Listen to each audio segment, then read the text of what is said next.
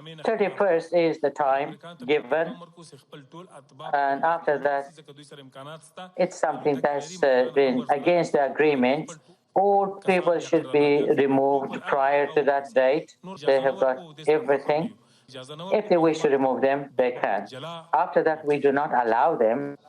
It will not be allowed in our country. We will take a different stand.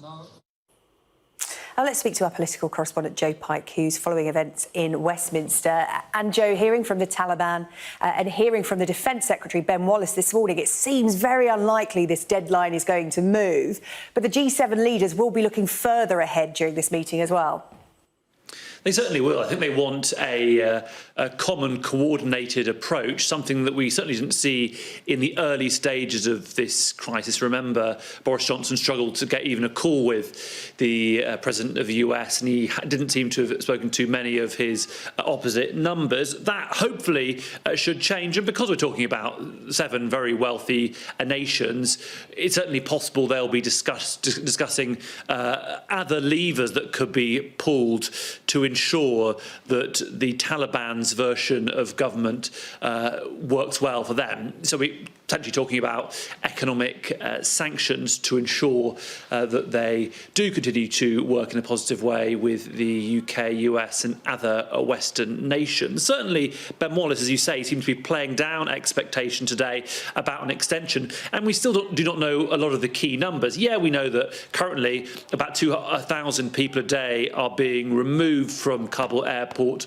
by the UK military. That sort of pace could continue or it could get a little bit quicker, but we don't know quite how many people are on each country's list of people that should be removed from the country. And of course, Mr. Wallace himself has said that there will be some people left behind. So if there was to be an extension, we don't necessarily know quite how long the UK, US and other nations would want it to be. We're talking, I think, though, about days rather than anything longer. Ultimately, it is up to Joe Biden because the US run and control Kabul airport, and also up to the Taliban. Of course, you've touched on their interview with Sky News saying there'll be consequences if that deadline is not met, and today implying that they don't want people to come to the airport, they don't want Afghans to come to the airport to leave the country. Specifically, I think, if those are highly skilled Afghans, they seem more concerned about engineers and doctors leaving the country, people that they would argue, I suppose, they need to rebuild after 20 years of what they